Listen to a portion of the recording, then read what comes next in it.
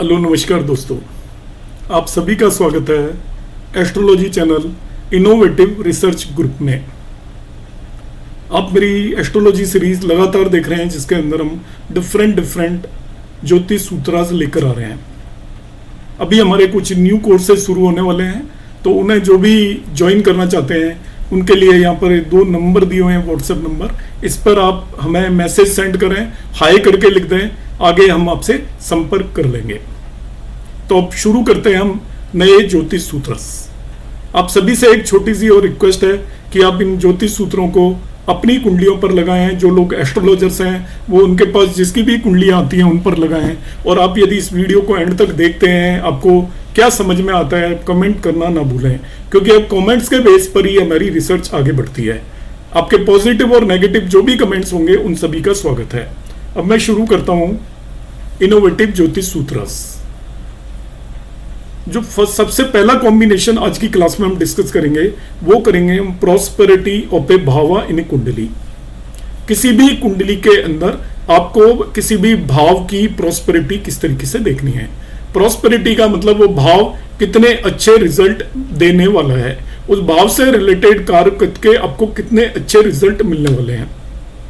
आप जो एस्ट्रोलॉजी करते हैं या जनरल सभी के पेरेंट्स के मन में एक क्वेश्चन आता है कि उनकी बेटी या बेटे का हस्बैंड या वाइफ कैसे मिलेंगे, क्या उनके मैरिज होने के बाद उनके भाग्य में बदलाव होगा, क्या वो अच्छा भाग्य लेकर आएंगे उनके लिए। ऐसे सभी प्रश्नों का जवाब इस कुंडली के इस वीडियो के अंदर अवेलेबल है। आप यदि देखना चाहते हो कि किसी भी पर्सन का प्रोफेशन किस तरीके का रहने वाला है, आपकी संतान में है उसकी जिंदगी किस तरीके की आगे रहेगी, वो प्रोग्रेस करेगा या नहीं करेगा, ऐसे सभी प्रश्नों का जवाब आप इस पर्टिकुलर वीडियो में ढूंढ सकते हैं। मैं इन सभी प्रश्नों के आपको जवाब देने वाला हूं। कुंडली का तीसरा, छठा, 10वां, 11वां भाव उपचय हाउस माना जाता है। उपचय का यहां पर मतलब होता है क्रमशः वृद्धि, सक्सेसिव इंक्रीज।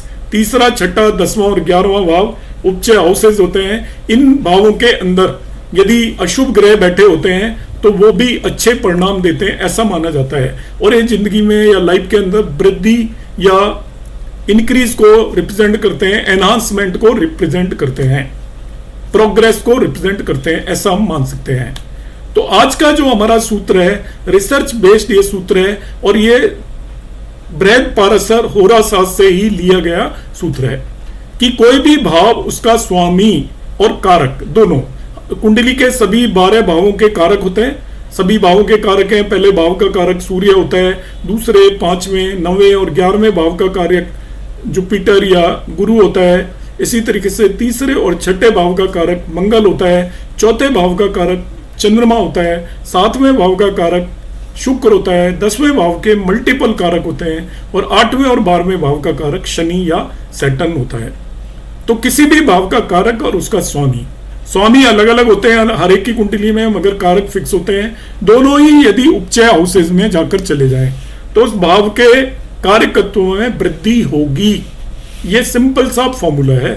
इसको समझाने के लिए मैंने यहाँ पर 3 एग्जाम्पल लिए हैं छोटे छोटे कि 7वें भाव को हम स्पाउस या पति पत्नी का भाव मानते हैं। यदि सप्तमें 7वें भाव का स्वामी 7th लॉर्ड और 7th हाउस का कारक शुक्र दोनों ही यदि तीसरे, छठे या 10वें, 11वें भाव में चले जाएं तो आपको जो स्पाउस मिलेगा, पति पत्नी, वो धनी होंगे, वेल्दी होंगे और मैरिज के बाद, शादी के बाद आपका भाग्य उदय होगा, ऐसा आप मानकर चल सकते हैं। इसी में दूसरा कॉम्बिनेशन होता है 5वां भाव संतान और शिक्षा का भाव होता है मेनली।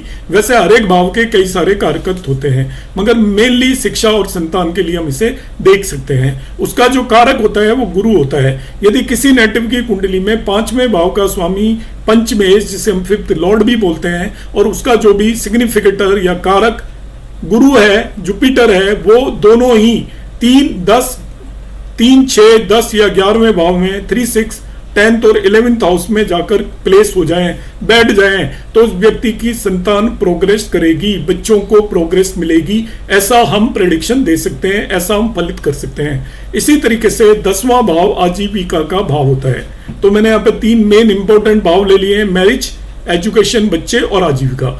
इसी तरीके से 10वें भाव का स्वामी यदि आपकी कुंडली में और उसका कारक ग्रह, कारक 10वें भाव के कई हो सकते हैं, मल्टीपल कारक होते हैं, बुध भी कारक मानते हैं, सूर्य भी मानते हैं, गुरु भी मानते हैं, मंगल भी मानते हैं, और बहुत सारे सभी ग्रह कारक हो सकते हैं, शनि भी मानते हैं। 10वें भाव के मल्टीपल कारक होते हैं।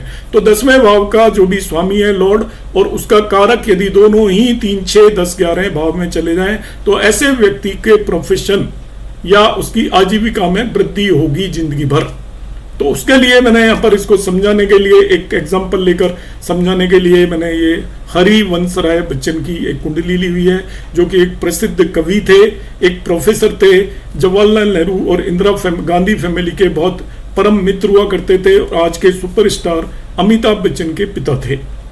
उनके कुंडली के अंदर यदि मैं इस सूत्र को लगाना चाहूं तो इनके 10th हाउस के अंदर यदि अब जाएंगे तो 4 साइन है। 4 साइन मतलब कर्क राशि है, जिसका स्वामी चंद्रमा 10वें भाव के अंदर ही बैठा हुआ है। तो पहली कंडीशन फुलफिल हो गई कि जो 10th लॉर्ड 10वें भाव में बैठ गया, उच्च भाव में बैठ गया, 3, 6, 10, 11 में कहीं भी बैठ जाए। दूसरा जो कारक है 10वें भाव का, उसको गुरु को भी हम मान सकते हैं, तो गुरु भी 10वें भाव के अंदर बैठा हुआ है। तो दोनों ही 10वें भाव का कारक और 10वें भाव का स्वामी 10th हाउस 10वें भाव के अंदर बैठ गया, तो इनका जो प्रोफेशन है, आजीविका में इनका कार्य क्षेत्र है, उसमें वृद्धि होगी। तो आप सब जानते हैं वो कितने प्रसिद्ध थे, आज तक भी उनकी कविताएं फेमस हैं। सब लोग हरिवंश राय बच्चन को अभी भी आज की पीढ़ी के लोग भी जानते हैं। तो इस तरीके से हमने किसी भी भाव के आगे बढ़ने के प्रॉस्पेरिटी के कॉम्बिनेशंस डिस्कस किए।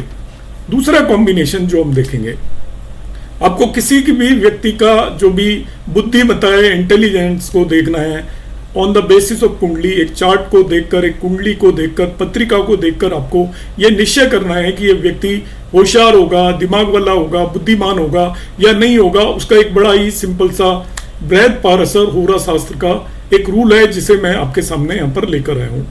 यह रूल कितना सामान्य है, आप सूर्य की स्थिति कुंडली में उठाकर देख लीजिए। यदि सूर्य से 12वें भाव के अंदर, ये बहुत कम कुंडलियों में मिलेगा आपको, मगर वो बहुत ही ज्यादा ब्राइट इंटेलिजेंट होते हैं जिनकी कुंडलियों में ये योग होगा।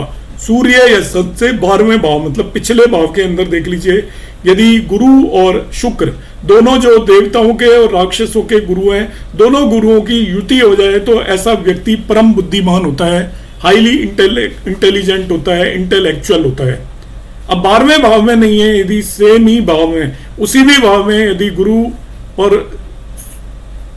शुक्र की युति हो जाती है, शुक्र की तो बहुत कुंडलियों में युति मिलेगी, गुरु की कभी कभार युति होती है, तो सूर्य और जिस भाव में बैठा है उसी भाव के अंदर भी यदि शुक्र और गुरु बैठे हुए हैं, मगर सूर्य की डिग्री से उनकी डिग्री कम है, मतलब पीछे हैं, वो डिग्री में उनसे पीछे हैं, तभी भी वो व्यक्ति परम इंटेलिजेंट होगा।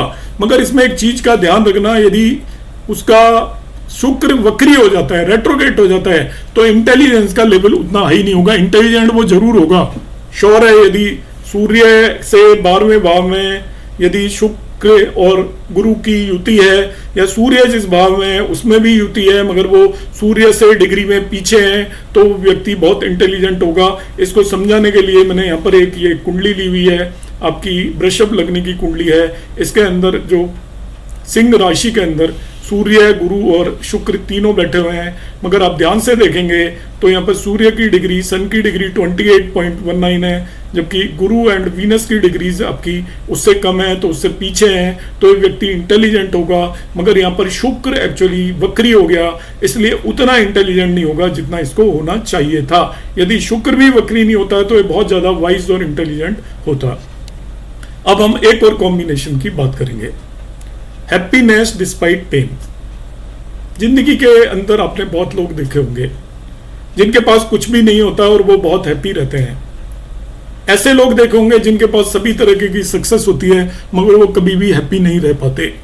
तो हैप्पीनेस या सुख और सुखी रहने का और आपकी वेल्थ का या आपके पैसे का, धन धान्य का कोई भी आपस में रिलेशन नहीं है। सुखी रहना एक माइंड सेट है, आपके दिमाग की स्थिति है। यदि आपके दिमाग में संतुष्ट होना सीखा है, सेटिस्फाई होना सीखा है, तो आप कैसे भी बुरे हालात में भी सुखी रह सकते हो। तो आज मैं आपको ऐसे योग बना रहा हूं। आप जिंदगी में अपने आसपास ऐसे लोगों को देखते होंगे जो बड़ी बड़ी परेशानियों को भी बहुत साहसिक रूप से, बड़े आराम से सहन कर लेते हैं और वो जिंदगी में आगे बढ़ते चले जाते हैं। वो उन परेशानियों को गाते नहीं रहते 24 घंटे कि मेरे साथ ऐसा हो गया, मेरे साथ वैसा हुआ था। जबकि बहुत सारे लोग ऐसे होते हैं जो कि उनको कोई भी परेशानी नहीं होती, छोटी सी परेशानियों को गाते हैं, या आप कह सकते हो कि उन्हीं को लेकर वो परेशान होते रहते हैं। और कभी भी कितनी भी उनको सफलता मिल जाए वो कभी भी हैप्पी नजर नहीं आते, वो हमेशा अपनी स्थिति से परेशान नजर आते हैं। इस दोनों तरीके के लोगों का एग्जाम्पल आपके सामने होगा। आज मैं वो बता रहा हूं कि जिनको परेशानियां होते हुए भी जो जिंदगी में बहुत आगे बढ़ते हैं। इसका बड़ा आसान सा कॉम्बिनेशन है। आपने आदि योग सुना होगा, एक चंद्रादि योग होता है, एक लग्नादि योग होता है। लग्नादि योग होता है यदि लग्न से 6, 7, 8वें भाव में शुभ ग्रह बैठे हों तीनों में, उसको हम लग्नादि योग बोलते हैं। वो जिंदगी में आपको बहुत ज्यादा सक्सेस देता है। ऐसे ही चंद्रमा से यदि 6, 7, 8वें भाव के अंदर यदि शुभ ग्रह बैठे हों, वो चंद्रादि योग होता है। वो भी जिंदगी में आपको बहुत सक्सेस देता है, आपको सफलताएं देता है, आपको बहुत आगे लेकर जाता है। आज का जो मैं योग बता रहा हूं बिल्कुल उससे मिलता जुलता है, केवल अंतर इतना सा है, इसमें शुभ ग्रह होना जरूरी नहीं है और 6, 7, 8वें भाव में बैठना भी जरूरी नहीं है। आज का योग यह है कि लग्न से 6, 7, 8वें भाव के स्वामी किसी भी तरीके से आपस में रिश्ते में हो या भावों के बीच में किसी भी तरीके का रिश्ता हो जाए कि एक भाव का स्वामी दूसरे में जाकर बैठ जाए, तो 6, 7, 8वें भाव के स्वामियों में किसी भी तरीके का रिश्ता हो जाए जिस व्यक्ति की कुंडली में, और वो स्वामी मैलिफिक हो, बेनिफिक हो, शुभ हो, अशुभ हो, कोई फर्क नहीं पड़ता, उनके स्वामियों के बीच में या उन भावों के बीच में किसी भी तरीके का यदि कोई भी रिश्ता कुंडली के अंदर बन जाता है, तो ऐसा व्यक्ति परेशानियों और पेन, दुख, दर्द के बावजूद भी हैप्पी नजर आएगा, सुखी नजर आएगा और जिंदगी आसानी से काट देगा। आपको वो बात बात पर रोता हुआ नजर नहीं आएगा। बड़ी बड़ी समस्याएं आएंगी, उनका साहस से सामना करेगा और उनसे जीत कर आगे बढ़ेगा। और ये इसमें ध्यान रखना है कि लग्न ही नहीं, बल्कि यदि सूर्य से 6, 7, 8वें भाव के स्वामी भी यदि आपस में किसी तरीके का रिश्ता बना रहे हैं या वो भाव रिश्ता बना रहे हैं, तभी भी ऐसा ही होगा। और साथ में चंद्रमा से भी यदि 6, 7, 8वें भाव के स्वामी कोई रिश्ता बना रहे हैं तो ऐसा ही होगा। एक्चुअली 3 तरह की लगन होती है आपकी। एक आपकी लगन होती है, एक चंद्र लगन होती है, एक सूर्य लगन होती है। ये कॉम्बिनेशन तीनों पर फिट बैठता है। तो कॉम्बिनेशन बड़ा आसान सा है कि लग्न चंद्रमा या सूर्य से 6, 7, 8वें भाव के भावी स्वामियों के बीच में किसी भी तरीके का रिश्ता हो या भावों के बीच में रिश्ता हो, तो ऐसा व्यक्ति जिंदगी में बड़ी बड़ी परेशानियों के बावजूद भी आपको हैप्पी नजर आएगा और आगे बढ़ता चला जाएगा और वो सुखी रहेगा, क्योंकि उसका मन संतुष्ट होगा। वो मानकर चलेगा परेशानियां जिंदगी का हिस्सा हैं। तो ये रविंद्रनाथ टैगोर, ठाकुर रविंद्रनाथ टैगोर की मैंने कुंडली ली हुई है, जिन्हें कि आपका लिटरेचर में नोबेल प्राइज भी मिला था और उनके बारे में सब जानते हैं। उन्होंने हमारे देश का राष्ट्रगान भी लिखा था और सभी तरीके के बड़े बड़े जो भी अवार्ड हैं उन्हें इंडिया के सब अवार्ड भी मिल चुके हैं। तो इस कुंडली को यदि मैं ध्यान से देखूं तो इनकी लग्न से 6ठा भाव में उसका स्वामी सूर्य है, यहाँ पर सिंह राशि है, 7वें भाव के अंदर कन्या राशि है, उसका स्वामी बुध है, 8वें भाव के अंदर तुला राशि है, उसका स्वामी शुक्र है, और ये तीनों ही इनके दूसरे भाव के अंदर युति बनाकर बैठे हैं, कंजंक्शन में बैठे हैं। Mercury, sun and Venus all 3 are conjuncted in the 2nd house. ना ही केवल लग्न से, क्योंकि चंद्रमा भी लग्न में बैठा है, तो चंद्रमा से भी 6ठे, 7वें और 8वें भाव के स्वामी एक दूसरे से लिंक्ड हो रखे हैं। इसी तरीके से तो आपने देखा होगा कि ठाकुर रविंद्रनाथ टैगोर की लाइफ में कोई बहुत वैसे वेल्थ नहीं थी, बहुत स्ट्रगल थी उनकी लाइफ में, तो उसके बारे में मैं यहाँ पर नहीं बता रहा हूँ, आप पढ़ सकते हैं उनके बारे में। तो बहुत लाइफ में स्ट्रगल होते हुए भी वो हमेशा हैप्पी नजर आते थे और जिंदगी में वो आगे बढ़ते गए और सफलताओं के बहुत बड़े बड़े मुकाम उन्होंने पाए। तो उम्मीद है आपको आज के कॉम्बिनेशंस अच्छे लगे होंगे। आप कुंडलियों पर लगाएं। आपने अभी तक वीडियो देखा है तो कमेंट करना और लाइक करना ना भूलें। नमस्कार, धन्यवाद।